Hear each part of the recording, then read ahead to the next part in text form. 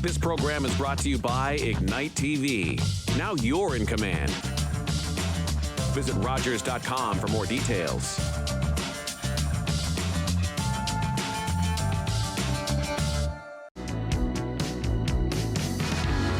Welcome to HealthLink, a program connecting home, community, and healthcare. My name is Carol Merton, and today I'm delighted to welcome as our guest Annette Pedlar, who is the Executive Director of Safe and Sound. Annette is joining us today to talk about the overnight program, which is a new initiative, but also she's here because we're going to ask some very tough questions. And I was speaking to Annette before the program, and I said, we're going to do a disclaimer. These questions do not reflect how the host or any of the staff of Rogers feel. They are simply questions that have either come up through forums or public meetings or just street conversations that we're hoping she can shed some light on by providing the answers. So really want to welcome you, Annette, as always. Thank you for being here. Thanks so much for having me, Carol. And I apologize if you can hear my neighbor's howling dog right now. I haven't heard that before. It picked a great time to start. Oh, well, we can work around just about anything, so not to worry. So, Annette, you must be so busy with the services that you provide. Fill us in a little bit about the overnight program and how is it going for you? Totally. Well, I can only say I'm just part of the amazing team that we have right now at Safe and Sound. And so on November 1st, we began our program of being open for 24 hours. So it's been exciting. I guess it's been just over a month now. And we went from being open for 6 hours a day and with only about 8 to 10 staff. And we've expanded, we've doubled the number of staff, and we've, quadrupled the hours that we're open in a day. So it's been a pretty big scaling up. And we've learned a lot, definitely, in that time. And it's been a lot of work from everyone on the staff and the board. And our volunteers as well to kind of make the last 5 or 6 weeks happen. But we're noticing improvements every day and week over week. It's getting more. Everyone is understanding the procedures and just the rules of the space better and better. So I think a month from now, it's going to be, again, just that same continuous improvement will continue. I remember in the very early days when you were asked how did it go, and you used the word dynamic. It's a dynamic environment. I'm hearing you say it's still a dynamic environment. It's definitely a dynamic environment. And part of that too is enter the fall months. It is a lot more stressful time. For a lot of our participants, people who are precariously housed or people who are homeless and living outside. As the weather starts to get colder, that's a very stressful and anxiety-inducing time of the year because it means that there's a lot more at stake around their shelter and their ability to secure a warm place for the night. So that does increase just the tension also of being in Safe and Sound and the participants in there because there's really life and death for the folks. So you're limited in your space, though. I've done other programming, certainly, and it's not a big building by any means. So can you tell us a little bit about how many you're able to accommodate and, what are you finding from the participants? What are you hearing from them about the service? Do you want to buy us a bigger one? Our building unfortunately isn't that big. It's at 310 8th Street for anyone who doesn't know where we're located. And it is, we can accommodate 18 people. And by accommodate, we don't have cots or beds for people because of our fire and building code. So instead, it is just really like our services have expanded in their hours rather than they've changed to be overnight. And I think that's an important distinction, and important for me to also say that I by no means think that this is an ideal situation for people to be in. And I think everyone deserves to have a home and a bed and their own space to be in. And this is just a harm mitigation intervention that we're taking to try and keep people alive long enough to be able to benefit from those other changes that need to happen in the community and projects that will allow people to have somewhere to stay on a long-term basis. And so this is really just a solution for the moment rather than a solution for the long term. So during any particular day or period of time, how many flow through participants where they come and go? They don't all stay, right? Because you're limited to numbers. Totally. Several days in October, we actually got over 70 people. We typically have around at this point 40 to 60. And overnight, so that's for us between 12 and 8, we're averaging about 24 people in a night. And as I said before, those people aren't all staying all necessarily the whole night. We've been really strict at maintaining our capacity limit, which is unfortunate. I wish that we were able to guarantee that if anybody needed a warm spot, they could come. But just due to our space, that's unfortunately not where we're at for this winter. But yeah, so those 24 people kind of circulate throughout the night. And some people are just there and they're task oriented. They're just there. They need to get harm reduction supplies, they need a drink, they need to use the washroom or make a phone call. And that can be just as needed at 1 a.m. sometimes as 1 p.m. So, and there's less people. There's around a dozen or so people who will probably be there the whole night, every night. Yeah. So the overnight program, it's not a shelter. We need to make that clear, correct? It is not. Yeah, and it's also... Yeah, it's not a shelter, and also it is meant to be a supplement to the county's motel program. So in Bruce County, it's the YMCA, and in Grey County, it's Grey County itself. They run a motel program, and that is the first and best option for individuals who are experiencing homelessness to access. And what that is the county, it's a semi-privatized model really of service, because the county and the Y, they rent hotel rooms, and also Mawikwadong also. They operate under the same model, that they rent rooms in privately owned motels, and then people can stay there for an allotted amount of time, as long as they're working on a housing search. And there's a lot of benefits to that model in that there's dignity in being able to go through the trauma of homelessness in those private spaces.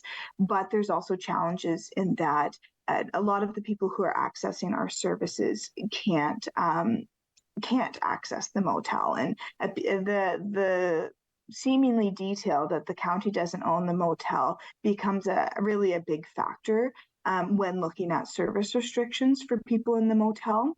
And usually what happens with the motel owners is they often give lifetime bans to people if they've had a tough day and put a hole in the wall. And understandably, the motel owner is a private business owner, and they need to they need to maintain the interests of their business. And so that means that people can't go back to the motel at a later date. And we also have more people, though, actually, who are not in a place where they can be in such an isolated environment because of their mental health, because of their substance use, even because of their physical health. They need people around them. And so that's when Safe and Sound kind of is there to plug that gap for our community members. Were you surprised at the numbers with the overnight, when the overnight program began? Yeah, definitely. And I mean, the very first night, I think that we've discussed before, was last February. We opened for just one night, and it was cold. That it was a cold morning that night, and that was definitely the first time that I really realized, how many people would not just who are unsheltered, but who are also unsheltered and don't want to be. because I think that there is certainly a narrative that the people who are outside want to be outside. And although that is true for some, I think that kind of a deeper dive look at trying to understand why they want to be outside is prudent, because we can better understand that, well, it's really anxiety around losing that place. And if they have somewhere that's kind of okay outside, then you don't want to leave that to go into a motel where you maybe can only go for a short amount of time. I've also had participants talk about how they said that you never realize how hard the ground is until you slept on a mattress the night before. And that kind of juxtaposition can be challenging for people. And also, unfortunately, because of mental health and stigma that it happens and then is internalized, some people don't believe that they deserve it. And that's really hard to hear, and try and get people to understand that, no, you deserve a place, and we're going to help as a community you get that place also. You've done an amazing segue into leading us to the questions, feeling worth. But before we do that, you mentioned, and I think we underestimate the impact of the service in keeping people alive. Your goal is to keep people alive because people have died in our community, correct? Definitely. Yeah, we know of 3 individuals who died outside last year whose deaths were impacted by being outside. And there's a lot of complications around getting that information quickly to the public because of coroner's reports are slow to come, and also just consent around. Just because someone comes to access our services, that doesn't mean that we will disclose to the public, that person was homeless and that they died and that it was as a result of their homelessness. So it is really challenging, I think, to try and walk that balance of having our community aware that this is really killing our neighbors, but then also trying to maintain the confidentiality of the individuals who we didn't ask, before they died. If you die, can we tell everybody? And so that's definitely something that we're looking at with our consent processes to try and develop a better, a process really, that when someone passes away, how we can get that story shared with everybody, so that the everybody public, the public is aware. It is a delicate dance around the privacy of people, for sure. So I'm going to just go through the questions for as much time as we've got in the program. Mark gives me signals on my phone when I've got to start to wind up. Good. So I know that you attended a public event not too long ago, and you didn't, the event ended before you got a chance to answer some of the questions from the public. So I'd like to give you this chance now. So the people, so I'm just question number 1. The people on our streets and using our services are not our people. They have been shipped up here. Why can't they go back to their own communities and let those taxpayers pay for them instead of us? How would you respond if you were? Totally. This is something that I hear all the time, and it is untrue for the services that we are offered, and the individuals who come in to access our services. Well over 90% of them are from Grey County or Bruce County, mostly Grey though, and they have long, generational ties to the area. And I'm not saying that hasn't happened in the past where, the story of Toronto fills up a bus and puts everyone on the downtown street. But that's not the case. And individuals move just like you. I grew up here, moved away to Peterborough. I came back and I brought a wife and no one would question my wife accessing services in this area. Even though she's new to the area. And so the same thing happens with everybody in our community. And also, I always think, kind of get a chuckle out of the thought of, and you never see who leaves. And from working in a larger center and talking to my colleagues in Toronto, a lot more people leave than come here. There's not too many people in those areas who see the services that we have and think that this is a better situation, because it's not. And there are a lot more intensive supports available for people elsewhere. And so this isn't a draw to the area. And we don't even have a Greyhound bus. So what bus are they even taking? Yeah, exactly. Yes. Second question. Aren't we making the problem worse when we feed them, give them tents and blankets, and a place to hang around? Sounds pretty comfortable. So why would they ever want to leave and take care of themselves? Well, I would challenge anyone who said that to have a go with that themselves. Because, your idea of staying in a tent, it is fun. Go to McGregor Point, go there for a weekend, go there for a week in the summer, and you can have quite a lovely time, camping. But what the participants of Safe and Sound are doing isn't camping. It's living outside. And that is something that I think that is really lost on lots of people when they see a tent. And also this really speaks to income security as one of the biggest barriers that individuals are experiencing within this whole ecosystem of trouble. And that being particularly with Ontario Works and Ontario Disability Support Program, those programs don't give people enough money to survive. And I think that back to the same suggestion of going to sleep in a tent for a bit to see how that goes for you. Also, maybe try and live on a budget that someone on Ontario Disability Support or Ontario Works would be given. Because particularly for people on Ontario Disability, those are individuals that a doctor has assessed that they don't have the capacity to work. And so these are some of the most marginalized and vulnerable individuals who really we need to be showing a lot of love and compassion and care towards as a community, and they're not given enough money to survive. Mm-hmm. And so that's kind of a big crux in the problem. And also to working folks, I think that the United Wages came out with their living wage. And if I'm not mistaken, we were the second most unaffordable place in region in Ontario. And so it permeates all the way up. I know the income brackets, but it's really painful for everybody, and especially at the bottom of that.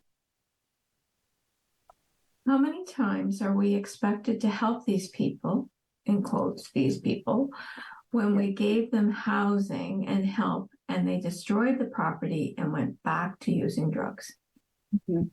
Well, that's hard, and that's frustrating for people to see the cycle. And that just speaks to the potency of our opiate crisis and the opiates in the community, that it is really hard to break that addiction and to find stepping blocks to building another life. And for the people who are questioning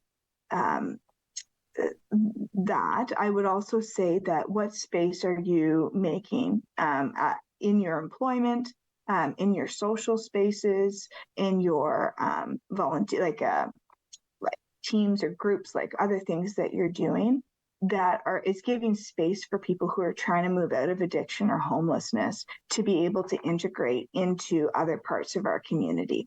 Because a really tough thing is that if all of your friends are people who are also participants, also folks who are struggling with addiction, that's going to make it a lot harder for that cycle to be broken. So we can only be accountable for and control our own actions. And I think that we need to also look then at how we're creating space for people to move out of their addiction. And we're excited to see the Bright Shores project at the Bayview School at 45 beds for individuals. It's a recovery-based program. And I think that that's an important, definitely piece in that puzzle. We've got to keep people alive. And so for as long as we need to, if you're not interested in everyone staying alive to see those changes and to see those community projects come to pass, I don't really know where to start a conversation then with somebody, but because at the end of the day, that's what we're trying to do. Keep people alive until they get a chance to get help and move forward. Yeah, totally. That's you're talking survival at the very basic level. Survival. Yeah. Next question. Why are they allowed to sleep outside in the woods or backyard sheds when they have been given the chance to sleep in a motel or offered a place with a roof over their heads? Well, that's great questions, Carol. I have to say, I'm just reverberating what's been said. So I think that everybody is an autonomous individual who gets to make decisions. Now, I will say that there is situations where people can lose their capacity of being able to make decisions around different facets of their life. And housing is something that people can lose autonomy over decisions. So sometimes some individuals will no longer be given a choice about staying outside or not. But that's a really challenging and complex process to go through. And the most recent individual who I'm presently working with, who the only way that capacity assessment could be done was actually in prison. So the suggestion was that if we were able to charge him with something, then maybe the correction system would be able to help flush out whether or not he can continue to decide if he's going to sleep outside or not. Yeah. So I'd flag that as one issue, that some people shouldn't be sleeping outside and they don't understand the consequences of it. And we need to be able to better support those, again, really the most marginalized people in our community. Also, I think that there's a lot of, as I mentioned before, the isolation of the motels. Some people don't like to go into the motel program because they feel like they'll be alone there. And if they're worried about overdosing and being and not having anyone around them. So that's hard.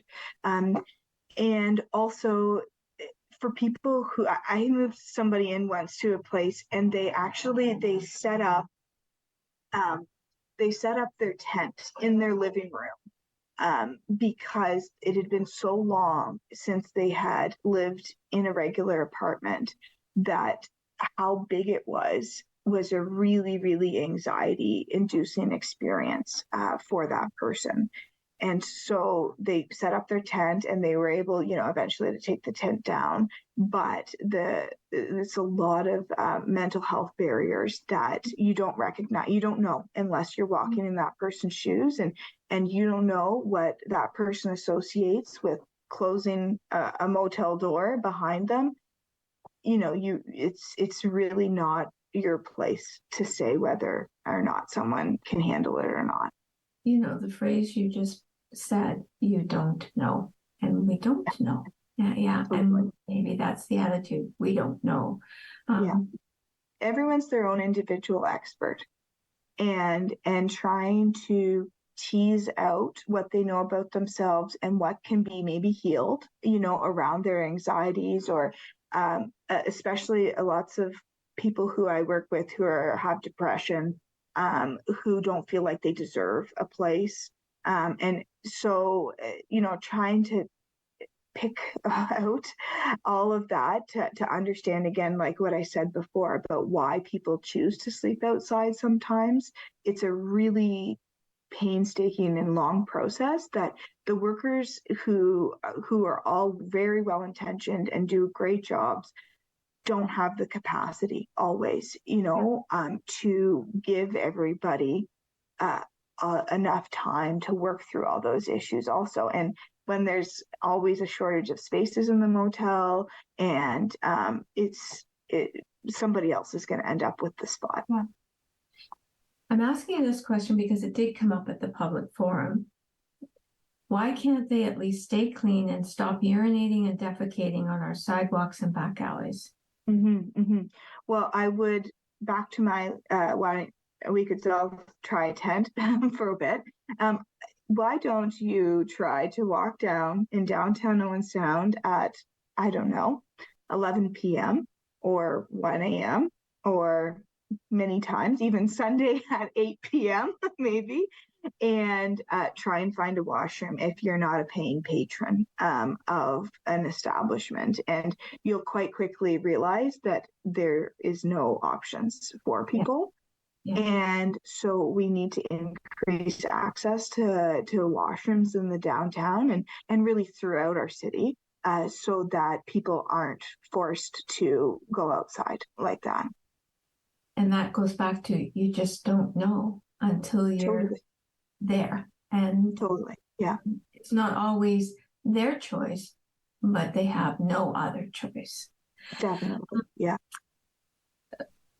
Why are they put this? So we only have about a minute to go or so. So why are they putting us at risk by leaving their dirty syringes and drug junk in the streets and on the sidewalks?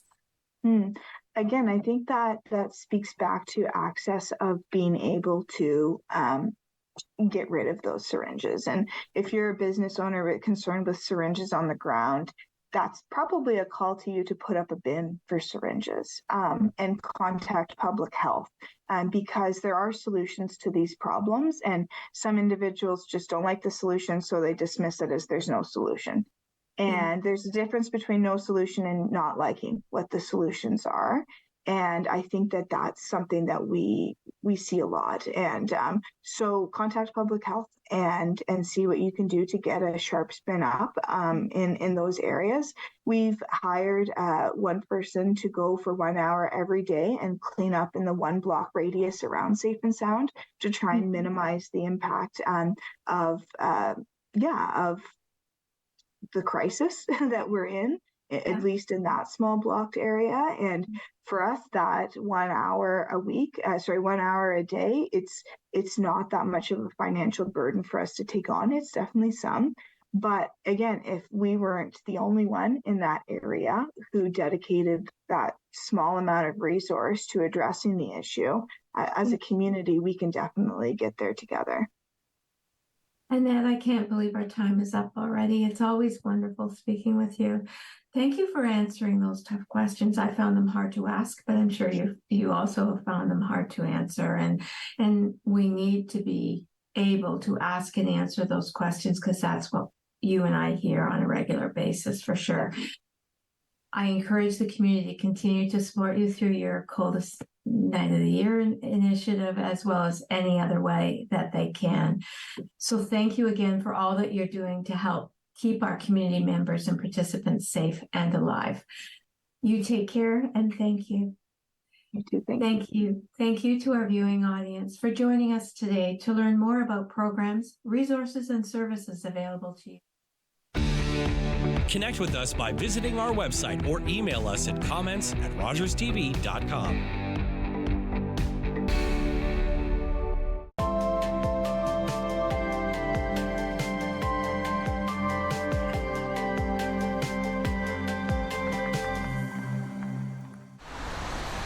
Are you the type who would keep going or stop? It's not easy to stop when you have an addiction. Legalizing cannabis won't stop addiction. It trivializes its consumption. Let's be vigilant. If you need help, visit portage.ca. What are you here for? I'm here. Score 40. Score 50. Come on. That's it? There's a new member of the 60 Goal Club. David Pasta. 60 on the season. The game breakers are out.